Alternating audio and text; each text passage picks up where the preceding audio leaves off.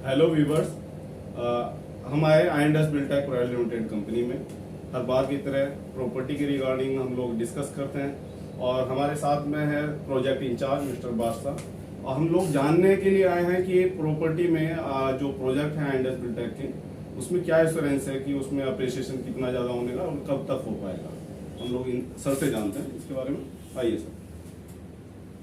या good day all the viewers. First of all this is a very good question. बहुत अच्छा question है कि क्यों आईएनएस की जो प्रोजेक्ट्स हैं वहां पे रेट की जो है, जैसे कि सर ने बोला, सर आपने एक वर्ड बहुत रॉन्ग यूज करा, एश्योरेंस।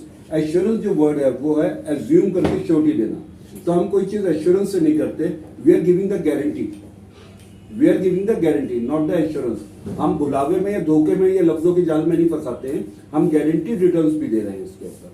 तो why actually this is the guaranteed project and this we are giving the guarantee कि वहां पे प्राइस जो है वो एप्रिसिएशन होगा। व्यूअर्स, मैं फर्स्ट ऑफ ऑल एक चीज को क्लियर करना चाहूंगा कि ऑल ओवर इंडिया में 137 एयरपोर्ट्स है।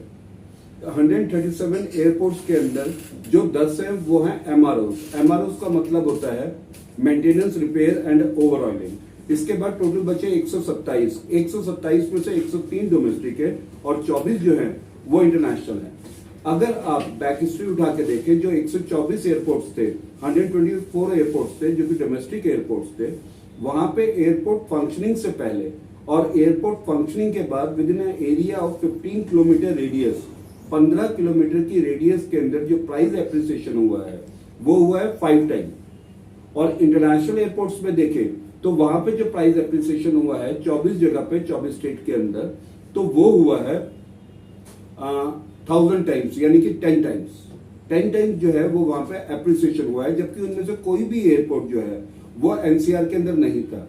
अब मैं फॉर एन एग्जांपल आपसे बहुत छोटा सा एग्जांपल आपके सामने लेता हूं। That example Delhi to Gurgaon.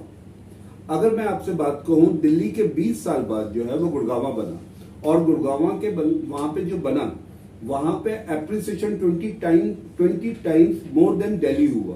वो इसीलिए हुआ क्योंकि वहां पे इंटरनेशनल एयरपोर्ट आ गया था, सारे आईटी हब्स वहां पे है, सारे वेयर हाउसेस वहां पे है, the MNCs companies are over there due to single reason behind that का इंटरनेशनल एयरपोर्ट वाज देयर। ठीक है ना। Now this airport which is we are calling greenfield international airport, ये जो है ये 10 टाइम्स बड़ा है इंदिरा गांधी इंटरनेशनल एयरपोर्ट से। ठीक है। यहाँ पे जो है एशिया का सबसे बड़ा एयर कार्गो हब है। वर्ल्ड के ये 4th नंबर पे है, एशिया में ये 3rd नंबर पे, the biggest and the largest airport.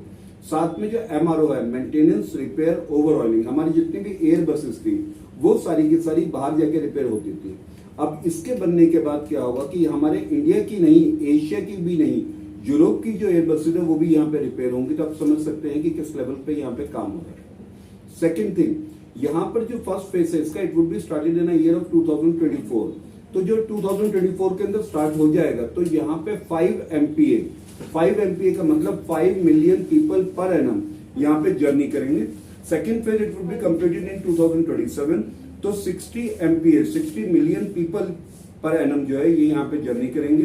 And 2030 when it is completed तो 120 मिलियन पीपल पर एनम जो है यहाँ पे जर्नी करेंगे। इसके अलावा फिल्म सिटी, हाईटेक जो फिल्म सिटी है, एशिया की the biggest film city, approx 1250 एकड़ के अंदर, वो इसके साथ एडजॉइनिंग के अंदर आ रही है। Lot of the MNCs company, multinational companies has been arrived over here. Approx 69 already globally जो कंपनीज हैं, फॉर्च्यून ग्लोबल कंपनीज हैं, which it is already been जो है अराइव्ड ओवर हियर। मैं बात करूं आपसे पतंजलि फूड पार्क की, पतंजलि हर्बल पार्क 2 की, मैं बात करूं आपसे लेदर पार्क की। यहाँ पे पार्क जो वर्ड है वो यूज हो रहा है as a hub. As a मैं बात करूं मैकेनिकल डिवाइसेस की, इलेक्ट्रॉनिक डिवाइसेस की, ऑल ओवर यहाँ पे जो है अप्रॉक्स 2,90,000 करोड़ रुपीस यहाँ पे इन्वेस्टमेंट ऑलरेडी हो चुके हैं। जब यहाँ पे इतनी मोटी इन्वेस्टमेंट हुई है तो आप समझ सकते हैं कि यहाँ पे अप्रॉक्स 4.5 करोड़ जो है जॉब यहाँ पे निकलेंगी, जिनमें से 7 लाख जो है इंडिविजुअली एयरपोर्ट के अंदर ही जॉब के एम्प्लॉयज आएंगे जो कि 3 शिफ्ट के अंदर काम करेंगे। यानी 21 lakh the huge employees in airport would be working here. तो उन सबको आसपास कहीं रहने के लिए चाहिए। सारे के सारे जो सारा वहां पे डेवलपमेंट हो रहा है, it would be called the Gurgaon 2 also. It would be called Gurgaon 2 also because all the MNCs, all the manufacturing unit, all the IT hubs also coming over here. तो this is the basic reason behind it कि why actually the price has to be appreciated. जैसे मैं पहले आपको airport का बता चुका हूँ, एमएनसीज का बता चुका हूँ, ऑलरेडी वहां पर जो है जो अथॉरिटी है YEIDA Yamuna expressway industrial development authority and YEIDA Yamuna expressway residential development authority, ये इसमें जो अथॉरिटी ने 35 न्यू सेक्टर्स ऑलरेडी जो है अनाउंस कर दिए हैं कि वहां पे आ रहे हैं। ऑलरेडी वहां पे जो इंस्टीट्यूशनल हब है that is the functioning like the Galgotia university, the Balika Vidyalaya University is also functioning over there, International University is also functioning there. So a lot of the university also functioning over there. So you can be understand that. And today with me there are the few viewers who have some questions actually along with me. So I would like to give them answer कि उनके क्या क्या questions हैं, मैं उसके बारे में बात करता हूँ, बाकी और जगह भी बात करता हूँ। Actually, कुछ क्वेश्चन थे मेरे सर आपसे। मैंने एक नोएडा में 500 गज का प्लॉट लिया था सर, जी। करीबन 1 साल होने जा रहा है और ना तो रजिस्ट्री हो पाई है ना मुझे कब्जा मिला है। We are very suffering lots of problem. तो इसके रिगार्डिंग सर थोड़ी सी ये सवाल थी मेरी। Generally people do say this problem that the Neeraj is facing, Neeraj ji को जैसे जो प्रॉब्लम फेस कर रहे हैं जनरली ये रियल एस्टेट के अंदर होती है। नीरज जी मैं एक बात कहना चाहूंगा कि जैसे ना तो अभी आपको कब्जा मिला है ना आपकी रजिस्ट्री हुई है। देखिए मैं और प्रोजेक्ट के बारे में तो नहीं जानता, but what our company policy is कि हमारी जो बुकिंग है वही 30% से है कि आप 30% दीजिए, इमीडिएट पोजीशन ले लीजिए, बुकिंग हो जाएगी। आप चाहें तो 40% पहले दे सकते हैं, 40% दे के आप इमीडिएट पोजीशन और रजिस्ट्री ले लीजिए।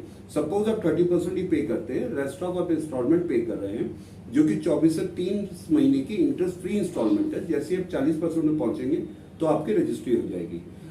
We are doing the transparency. अब जैसे कि मैं आपको बात बताऊं कि ये रजिस्ट्री है सारी की सारी, आप ये देख रहे हैं कि ये जो हमारे प्रोजेक्ट की है ये सारी की सारी रजिस्ट्रियां हैं। हमारी जो कंपनी है वो एग्रीमेंट के ऊपर नहीं काम करती है। हम पहले क्या करते हैं कि किसान को पूरी पेमेंट करके we will become the absolute owner by the virtue of the sale deed. जब कंपनी के नाम पे रजिस्ट्री हो जाती है तो हम एब्सोल्यूट ऑनर हो जाते हैं उसके, और वहां पे बाउंड्री गेटेड बाउंड्री करके, क्योंकि हम अफोर्डेबल गेटेड जो है टाउनशिप बनाते हैं, तो गेटेड टाउनशिप बना के वहां पे रास्ते वगैरह बना के इलेक्ट्रिसिटी पोल लगा के फिर बेचना शुरू करते हैं। तो we are the crystal clean, right sir? I suppose you get your answer. Hello, मेरा नाम समीर मलिक है। मेरा सर से सवाल ये है सर, आपका जो प्रोजेक्ट है इसमें क्या क्या डेवलपमेंट्स होनी है और कब तक होनी है? Good question.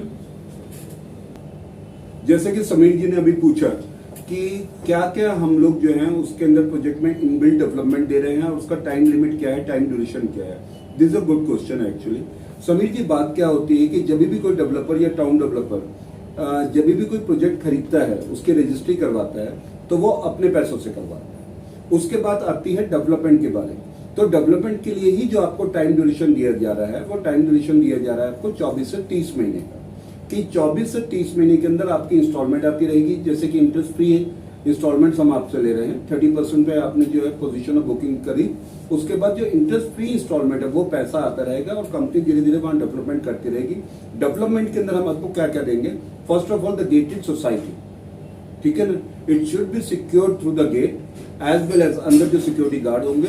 जब भी कोई भी आदमी बाहर से आएगा, स्ट्रेंजर आएगा, तो वो आके बोलेगा सोसाइटी के अंदर सिक्योरिटी गार्ड से कि जी मुझे उस रूम के उस फ्लैट पे जाना है या उस मकान में जाना है। उसी टाइम सिक्योरिटी गार्ड जो है एक्सटेंशन नंबर होगा, वो अंदर प्लॉट वाले से पता करेगा जहाँ पे मकान है कि क्या मैं इनको अंदर भेजूं या नहीं भेजूं। If they permitted to you, अगर आपको परमिट करते हैं तो आप अंदर जाएंगे, अदरवाइज नहीं जाएंगे। तो हम उसके अंदर जो फैसिलिटी है आपको दे रहे हैं, गेटेड सोसाइटी की दे रहे हैं, रोड हम डेवलप करके देंगे, सिविल वगैरह ये सारी चीजें देंगे, इलेक्ट्रिसिटी देंगे। इलेक्ट्रिसिटी हम देंगे इलेक्ट्रिसिटी पोल तक। वहां से जो इलेक्ट्रिसिटी है, सब में अच्छी बात जो है इलेक्ट्रिसिटी है, हमने और बिल्डर्स और डेवलपर की तरह जो है ट्रांसफार्मर नहीं खरीदा है। ऐसा नहीं है कि हम अपनी मनमर्जी के रेट जो है पर यूनिट आपसे चार्ज करेंगे। आपको जो गवर्नमेंट का बिल आएगा उस बिल को पे करना, दिस इज। और इसके लिए जो टाइम ड्यूरेशन है वो 2 से 2.5 साल का है। Is it clear? आपको आंसर मिल गया अपना? ठीक है, thank you ji, thanks a lot. Sir, I have a question. या please go ahead. Myself Shamsher. Sir आपको नहीं लगता है जो आपकी टाउनशिप है ये दिल्ली से दूर है? ओके, ठीक है। या this is a good question actually. क्या नाम है आपका? शमशेर सर। शमशेर जी ने जैसे मुझसे पूछा अभी कि हमारी जो टाउनशिप है वो दिल्ली से दूर है थोड़ी सी, इन्होंने कुछ ऐसी बात मुझसे कही। मैं इनसे एक बात पूछना चाहूंगा। देखिए, हम लोग कोई सोसाइटी नहीं बना रहे हैं, कोई छोटी सी कॉलोनी नहीं बना रहे हैं। We are developing a township which is 450 एकड़ अप्रॉक्स, जिसमें ऑलरेडी हम जो है अप्रोक्सीमेट 2792 के रजिस्ट्रीज कर चुके हैं अभी तक क्लाइंट्स की। जो भी कोई गेटेड टाउनशिप बनेगी उसके लिए हमें जो मिनिमम एरिया चाहिए होता है, we require 75 acres for developing a township more than 50 एकड़, अप्रोक्सीमेटली 75 एकड़। अब इतनी जगह कोई आसपास तो हो नहीं सकती है। इसके अलावा जितने भी एनआरआईज हैं, नॉन रेजिडेंट्स ऑफ इंडियन, ठीक है, और जितने भी इन्वेस्टर्स हैं, उन्होंने यूरोप में रह के, मिडिल ईस्ट में रह के सुपरनोवा जो कि हॉट केक था एक अपने टाइम पे सुपरटेक का, नोएडा के अंदर उन्होंने इन्वेस्टमेंट करा। मैं शमशेर जी से पूछना चाहूंगा, कोई यूरोप में रह रहा है, यूरोप से जो सुपरनोवा है वो पास पड़ेगा दूर पड़ेगा? दूर पड़ेगा, मेरे ख्याल से काफी दूर पड़ेगा, काफी दूर। जो काफी दूर जब वो प्रोजेक्ट पड़ेगा, मगर वहां पे लोगों ने इन्वेस्टमेंट करा। इन्वेस्टमेंट इसलिए करा क्योंकि जो चीजें अंडर डेवलपमेंट होती हैं, एप्रिसिएशन वहीं पर ही होता है। आज के डेट में कोई दिल्ली के अंदर, सेंट्रल दिल्ली में, साउथ दिल्ली में कोई लेता है, GK1 GK2 या ग्रीन पार्क में लेता है, तो उसको एप्रिसिएशन नहीं मिल सकता, उसको ट्रू वैल्यू ऑफ प्रॉपर्टी मिल जाएगी। ट्रू वैल्यू ऑफ प्रॉपर्टी होती है, एक प्राइस होता है कि जिसको कि हम प्रॉपर्टी परचेज करते हैं, और जब उस प्रॉपर्टी के प्राइस बढ़ते हैं तो उसको हम कहते हैं वैल्यू ऑफ द प्रॉपर्टी। तो वैल्यू ऑफ द प्रॉपर्टी मिल जाएगी, but not the appreciation, because it has been already developed, fully developed. मगर जो चीजें अंडर डेवलपमेंट होती हैं वहां पे एप्रिसिएशन हमेशा मिलता है। जैसे कि शमशेर जी ने बोला कि दूर है। शमशेर जी कहाँ रहते हैं आप?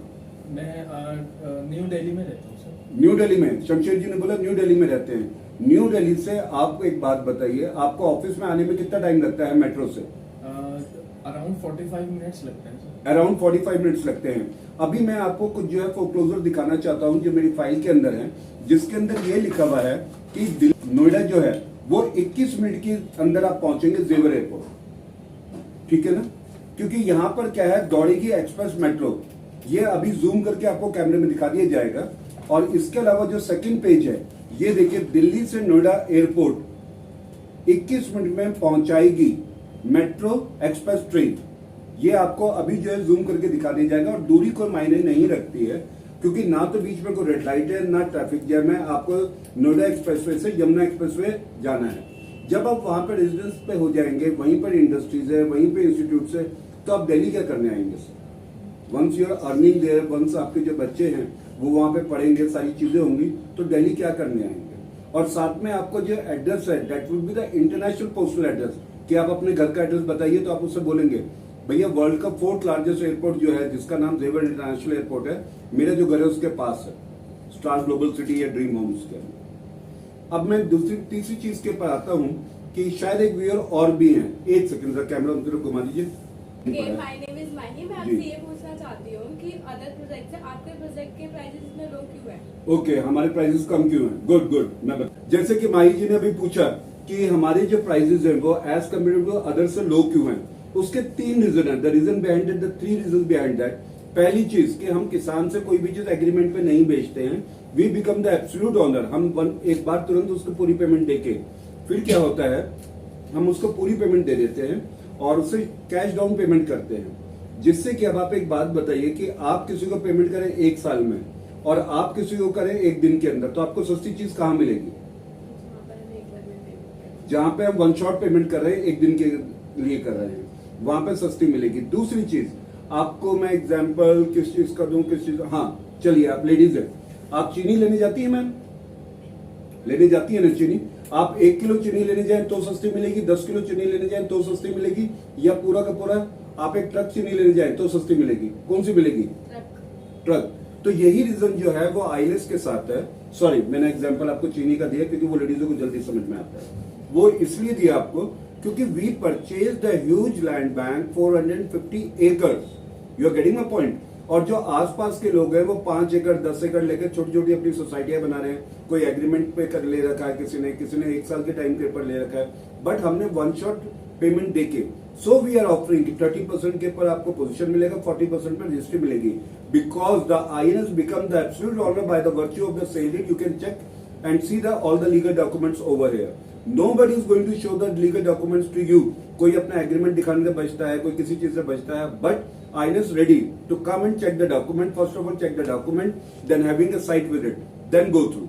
And this is the guaranteed कि why the price has to be high, कि ये मैं आपको बता चुका हूँ कि एयरपोर्ट यहाँ पे आ रहा है ऑलरेडी 137 टाइम्स ये सारे के सारे हुए हैं। और इसके अलावा last but not a least कि अगर किसी को भी साइट विजिट करने में इंटरेस्टेड है, डोंट बी हेजिटेट जो नीचे नंबर्स चल रहे हैं उस नंबर के ऊपर आप कॉल कीजिए, आपको जो गाड़ी है घर से या ऑफिस से पिकअप करेगी। But this is my personal request to you, kindly take with you the decision maker, क्योंकि ये एक इन्वेस्टमेंट कर रहे हैं आप, तो आप उसके अंदर टाइम ना खराब करें। आप कहीं से भी आए और फिर बोले मुझे ये प्लॉट पसंद है, क्योंकि ऑनलाइन भी जो आईएनएस है वो एक्चुअली एक्सेप्ट करता है कि आप कोई प्लॉट देख के जाए और फिर आप बोले नेक्स्ट संडे को कोई और आएगा और फिर आप दोबारा आए तब तक वो प्लॉट सेल हो चुका हो। वेल तो मेरा आपसे एक सवाल ये है कि जो दिल्ली एनसीआर से बाहर के जो लोग हैं, यानी कि यूपी हो गया, बिहार हो गया या अदर स्टेट से हैं, और वो आपके प्रोजेक्ट में इन्वेस्टमेंट करना चाहते हैं, तो उसका क्या प्रोसीजर रहता है आपके यहाँ पर? ओके ग्रेट, बहुत अच्छा ये क्वेश्चन है, ये हमारे एंकर ने पूछा अभी मुझसे कि अगर कोई किसी स्टेट से आता है, जैसे बिहार यूपी वगैरह से कोई आता है, तो what will be the procedure? See the thing is this only की company have its own, actually company के अपने गेस्ट हाउसेज हैं, तो they can be stay over there in our guest house and next जो है वो company उनको site visit करवा देगी।